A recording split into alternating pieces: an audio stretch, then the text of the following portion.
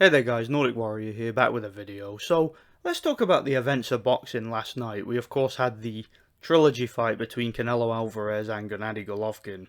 Now, I made a video, I believe it was on Friday, I uploaded a prediction video, and I was talking about basically what I expect to see from the fight. Now, without really going off on a tangent and repeating myself here, you guys that have been following my channel for some time will know that for a very long time now, probably going back to 2016 and before, one of the things that I've been telling you guys is that in regards to Canelo Alvarez, and Canelo Alvarez isn't the only fighter that this can be applied to, okay?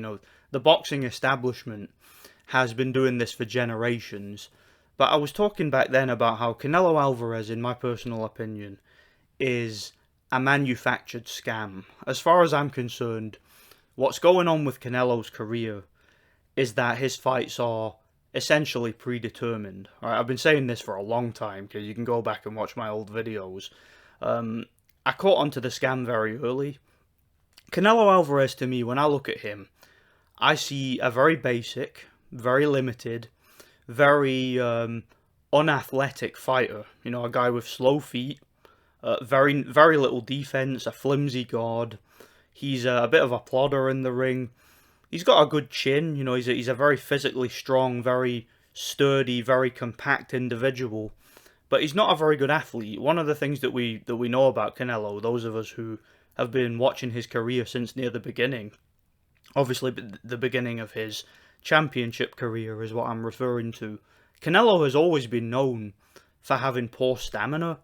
He's always been known for being technically very limited. Okay, he's a guy who's been outboxed many times in his career, has gone life and death with fighters who are significantly smaller than him, significantly older than him, and pretty much all the way through his career, he's a guy who has gotten by on being the A side. Early in his career when he was, of course, fighting and lingering around championship level at 154, he was fighting guys who were significantly naturally smaller than him, and these guys were going life and death with him. Guys who were non-punchers were making him look really silly in the ring. The likes of Erislandy Lara, Austin Trout, Miguel Cotto's brother. There was a lot of guys who were, you wouldn't really consider these guys elite fighters. They're just kind of lingering around championship level. And these guys were able to expose a lot of Canelo's flaws. And you just got a sense, looking at Canelo, that he was a guy who was going to really struggle when he stepped up in class. Of course, he got absolutely embarrassed when he fought Floyd Mayweather. I know that he was hindered in that fight because it was at a catch weight, and it's Floyd Mayweather, isn't it? Everybody who fights him pretty much knows what they're getting into. It's going to be a sparring session essentially. He was kind of, at least at that point in time, he was kind of the machine that was keeping boxing afloat. The gambling industry over in Vegas, they had a lot of money invested in Floyd Mayweather. But I'm going off on a tangent here. Canelo Alvarez was always a guy who I never really rated, was never impressed by him. I mean, he went life and death with Miguel Cotto. He got absolutely embarrassed against Austin Trout. He was clearly outboxed and outlanded by Erislandy Lara.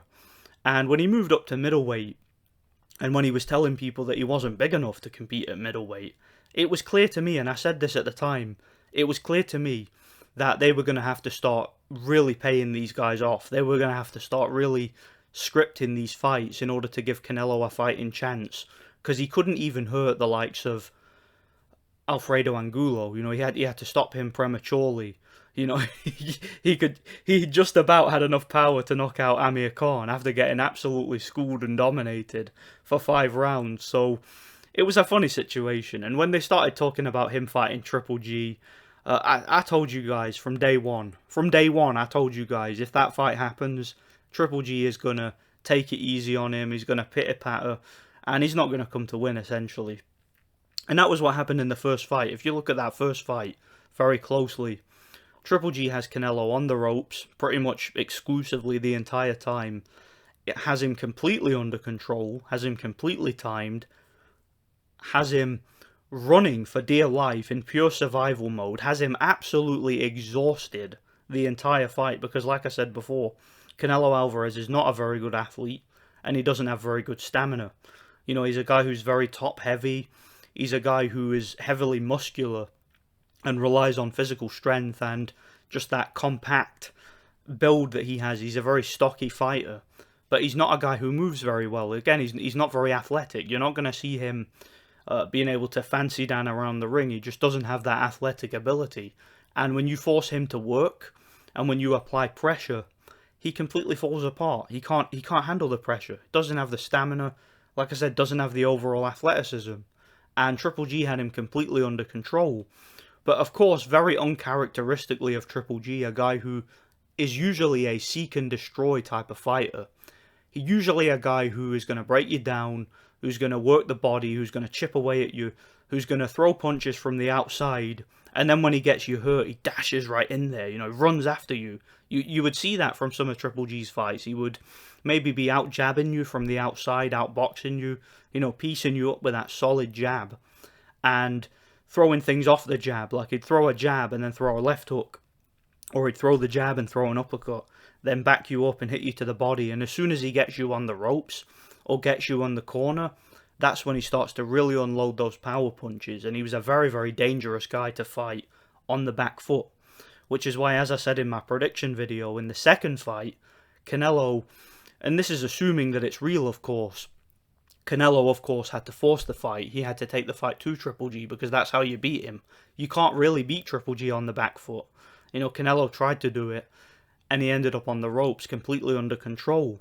But what Triple G didn't do was he didn't finish the job. Just like I said he wouldn't, alright? He didn't throw any meaningful body punches. You know, there was no body work whatsoever from Triple G in that first fight. At least no consistent body work. You know, there was no real push to try and force a stoppage, was there? Despite the fact he knew Canelo was the A side. He knew Canelo had the Vegas judges in his pocket. He never went for the stoppage. I mean, go figure. Then, of course, they had the rematch. And like I said, it was a completely different dynamic with the rematch. You had Canelo forcing the fight, him being the aggressor. And you had Triple G on the back foot using the jab mostly.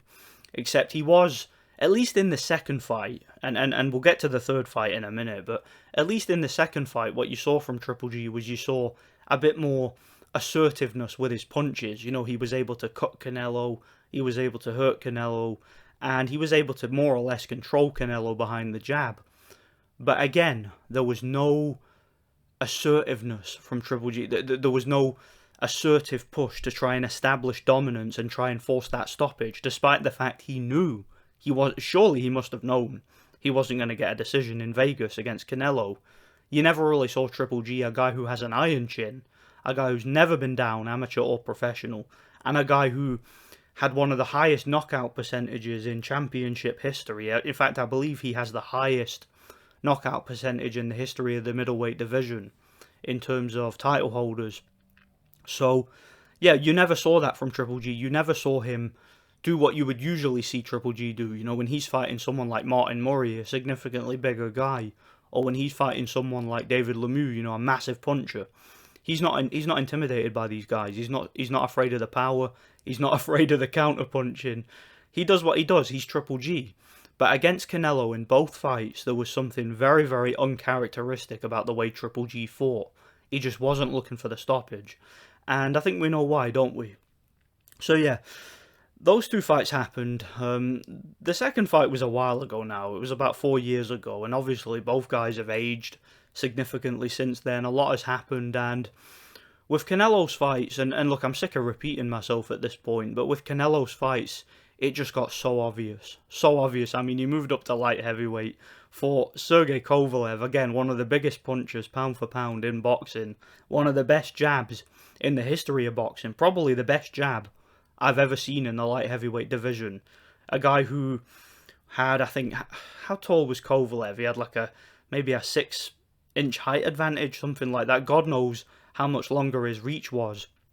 You know, significantly bigger puncher, significantly bigger man, had fought significantly bigger men than Canelo, had fought had fought significantly bigger punchers than Canelo, had fought the likes of Jean Pascal, it fought the likes of Bernard Hopkins, much bigger men, guys who are much more athletic than Canelo, guys who have much more stamina than Canelo, guys who hit much harder than Canelo.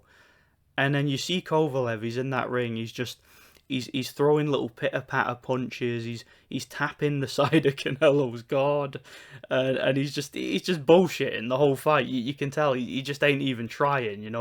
Then, of course, he gets hit with one of them big, swooping, predictable overhand rights that the likes of Miguel Cotto were able to take without any trouble whatsoever, that the likes of Shane Mosley were able to take all night.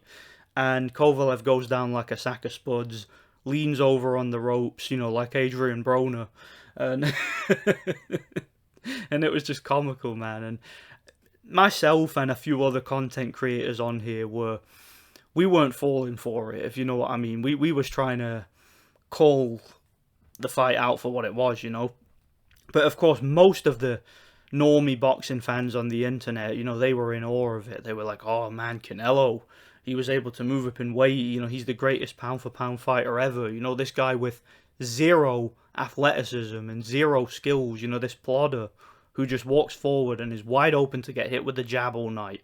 Doesn't defend his body because he doesn't need to, because these guys don't hit him in the body for some reason, despite the fact he has no stamina. Wow, pound-for-pound #1. It's amazing." And the boxing establishment started to really push it, didn't they, with Canelo? Like, they had him fight Caleb Plant, they had him fight Callum Smith, Yildirim, all these big guys, Rocky Fielding, who are, if I remember rightly, he fought him before Kovalev. All these guys who were significantly bigger, hit significantly harder, had a ton of experience of fighting bigger men than him, bigger punchers than him, people with quicker feet than him. All of these guys were just laying down, they were just looking like absolute trash. They would either throw punches to the guard or to the side of his head all night, despite the fact he doesn't even move his head much. Or they would just take a shot to the body and they'd go down like a sack of spuds. Like, look at that Rocky Fielding fight again. I mean, the dude's laughing and smiling while he's on the canvas. It's funny though, but I digress. Anyway, where was I? So the third fight with Triple G. Now, you guys saw my prediction, and I alluded to this at the start of the video. What I said in my prediction was, essentially, I'm paraphrasing here, but I said what I expect to see if this is a real fight, if this is a genuine fight, which a lot of people were convinced that it would be. I noticed a lot of content creators on here who pretty much share my opinion on Canelo's career and agree that there's certainly some sort of scam going on with him. A lot of them seem to be convinced for some reason that Triple G was going to come in there and he was going to fight like the old Triple G, because he showed flashes of that in the Murata fight. Murata is obviously a big guy, great chin, very, very physically strong, big puncher, good amateur background. And Triple G went in there and completely just took him apart, walked him down in his backyard and stopped him. He looked like the old Triple G. Obviously, he'd slowed down, didn't have the tenacity and the speed that he used to have, but he still had the power, still had a great chin, and, he still had the hunger, obviously, to go in there and kick a guy's ass and stop him. So a lot of people were convinced that we were going to see that Triple G against Canelo. I, of course, wasn't convinced. I wasn't falling for it. And like I said in my prediction, I expect to see, if this is a real fight, I expect to see power punches from round 1.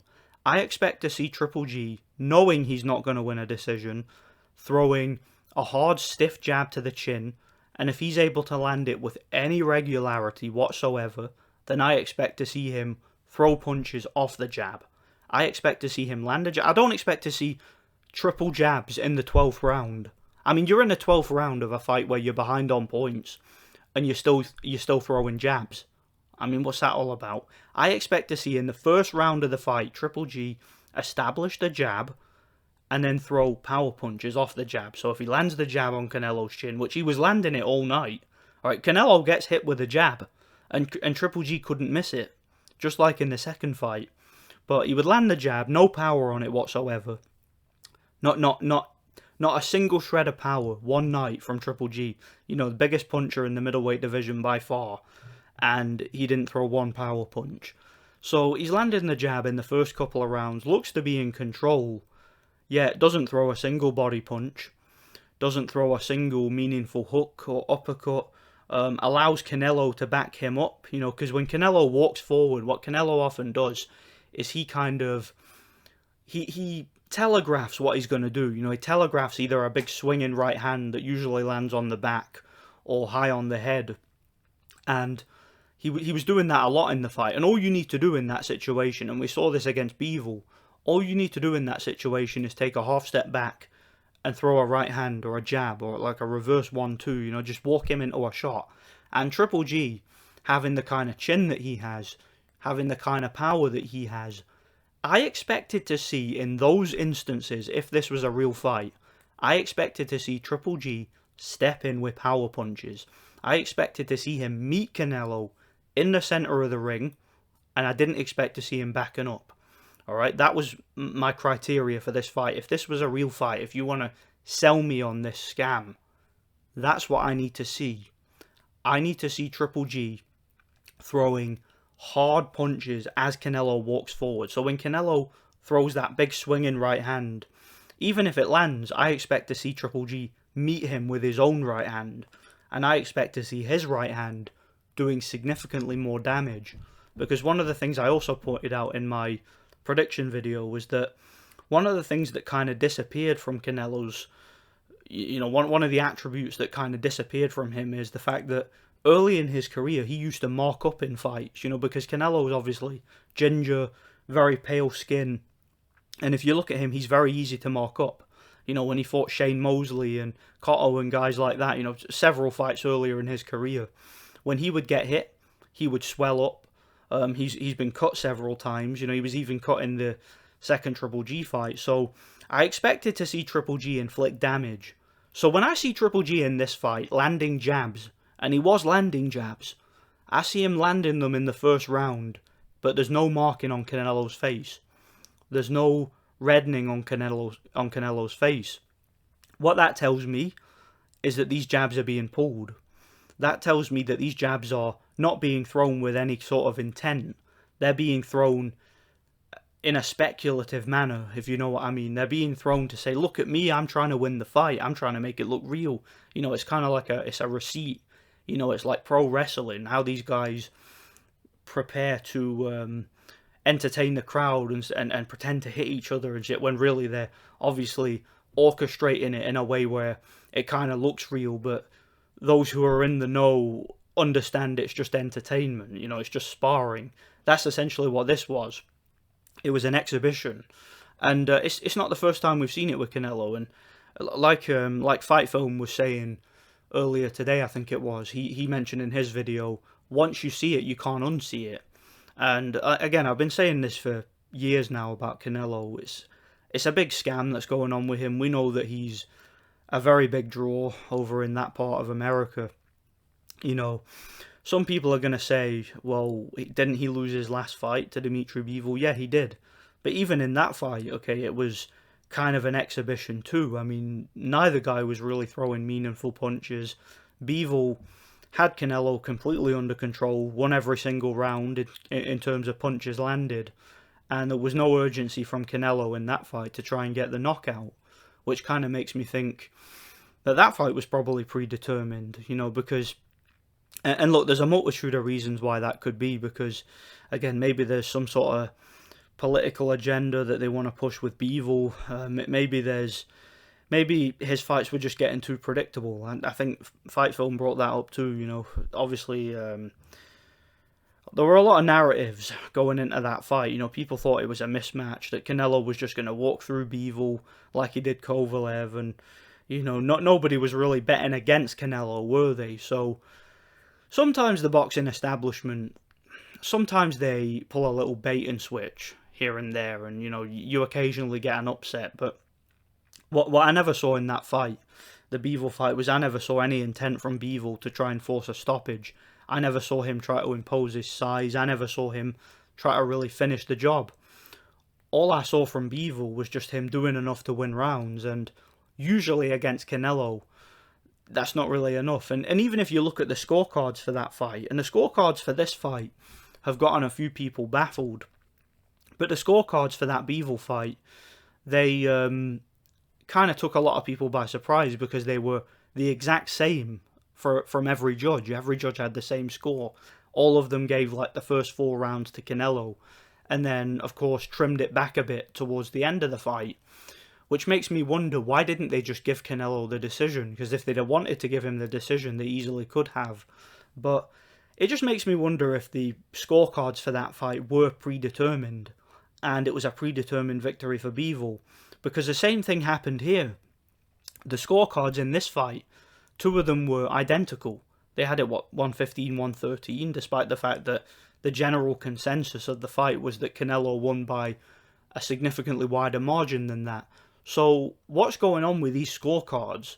You know, the narrative is that it's hard to get a decision against Canelo, and I agree it certainly is under most circumstances, but why was Triple G even going in there with the intent on getting a decision? I mean, why was Triple G throwing jabs in the 12th round of a fight where he's clearly losing? Did Triple G think he was getting the decision? Did he have some sort of understanding with the judges? It's a weird situation, but even still, you know, all it really comes down to is Triple G wasn't doing the things that he needed to do to convince me that it was a real fight. So what I've noticed from the reaction to it, so a lot of the content creators that I support on here, you know, the people who are passionate about the sport but are kind of jaded with the sport and are sick of seeing this and are sick of repeating themselves, you know, they've basically conceded what's going on with Canelo. I mean, the likes of, obviously, Fight Film, Del Boy, you know, Blue Collar Sports, and several others, they were the reviews that I watched. They've been really keeping it real, you know, they pretty much as good as admitted that this was a fixed fight, you know, that they knew what they were watching, and yeah, they're pretty cynical about the whole thing, to be honest. I mean, me on the other hand, I'll flat out tell you what I think. I won't beat around the bush. You know, I'll just, because I don't give a crap what people think about me, so I'll just tell you the truth. But those guys, as good as, admitted that, yeah, this wasn't a real fight. You know, it wasn't what they were expecting to see at all. But of course, you know, those are boxing fans in this community who are honest, you know, who have a bit of integrity about them and are not trying to really pimp their viewing audience. They're trying to just share their thoughts and give their honest opinion on something. Obviously, when it comes to the other content creators, the ones who placate to the fan bases, you know, placate to the normies, they're of course calling it a real fight. They're completely ignoring the obvious. And I don't need to name any names here, but there's people in the YTBC, content creators on here, people who are definitely in it for reasons other than some sort of passion for the sport or wanting to let people know what they honestly feel or think about something. You know, there's people in this community, again, I'm not going to name any names, but people in this community who are here to try and get a foothold in the industry, to try and placate to as many normie boxing fans as they can, because it's a grift for them. You know, these people are in it to make money. They're in it to try and open doors into the industry, and you know, they want to be liked by the largest contingent of people possible. Obviously, somebody like myself, I'm in the minority. You know, I'm an insufferable realist, if you know what I mean. I'm kind of a cynic. I'm kind of a pessimist. I'm somebody who just embraces the realism of the sport, no matter how many people I turn off with that. You know, I could care less about this channel. I could care less about growing it. You know, I'm just gonna be honest with you guys. I mean, the only reason that I even stayed up to watch the fight, despite the fact I suspected what was going to happen would happen, the only reason I decided to stay up to watch it, because of course subscribers of mine that have been following me in recent months will know I don't usually stay up to watch fights anymore that are on in the States at like 5 in the morning and whatnot. I tend to go to bed because I live quite a busy lifestyle nowadays, and I just don't really have the time to follow boxing like that. But the only reason I decided to stay up so late was because I was in the middle of editing something. I have a pretty big project that I'm working on for my other channel. A very long video, a video that's probably going to be about an hour long. And yeah, it's taken a pretty long time to make. So because I've got a few days off, I've got basically a 3-day weekend, obviously because of the passing of Her Majesty the Queen, God bless her. Get a day off work tomorrow, so I've been able to dedicate a lot of time this weekend to editing that video, and yeah, I was staying up really late to do so, and I decided to take a break to watch the fight, believe it or not. So yeah, that's the only reason why I stayed up late to watch the fight. I wasn't going to watch it. I wouldn't even be reviewing it right now if I hadn't stayed up. So yeah, that shows you how much I care about the sport of boxing nowadays. I really don't. Most boxing fans are normies. Most of them are ignorant. I mean, most of them will come in your comment section, and rather than post a argument or provide some sort of refutation, what they'll do is they'll post a laughing face emoji and say, "Come on, bruh." You know, a laughing face emoji. Some people seem to think that that's an argument. You know, some people seem to think that that is kind of a got you. You know, but it's really not. It's really not one bit. But one final thing that I'll say before I end this video. I've noticed that the Canelo fans, you know, the Canelitas, the ones who usually are attracted to my channel for whatever reason, despite the fact we disagree on a lot, these guys have been uncharacteristically quiet in the aftermath of this Triple G fight.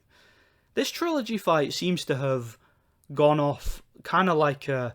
It seems to have gone out with a whimper, doesn't it? It's kind of like waiting 4 years to see a firecracker go off. It's kind of like that, isn't it? It's anticlimactic. And it seems to me like even the hardcore Canelo fans are a little bit disappointed with what they saw. And they're kind of wondering to themselves if I'm a genius or something, and that I was right all along, and that, yeah, this is some sort of stage play and that they're being played, because the Bevo situation definitely put these guys in a different mindset. You know, it puts certain things into perspective for them. So that's pretty much all I got to say. I'd say that the fight was a disappointment, but really it was what I expected. I mean, because if you know how it goes with Canelo, this is just what happens. People throw punches to the side of his head. They spend 12 rounds throwing speculative, pitter-patter jabs, and they fight completely against the fundamentals of boxing when they're fighting him. It's like they just forget how to fight. So that's pretty much all I got to say. Stay tuned for more content. I've got a few things in mind to do with the channel, a few retrospective videos and whatnot. I know I need to get back on track with them, but like I said, I've been so busy editing content for my other channel. If you guys follow my other channel, you know I've been improving my production values a bit on that channel, and I've been putting a lot of work into it, put it that way. So yeah, stay tuned for more content anyway. Let me know what you guys think. Thanks for watching, and yeah, God bless.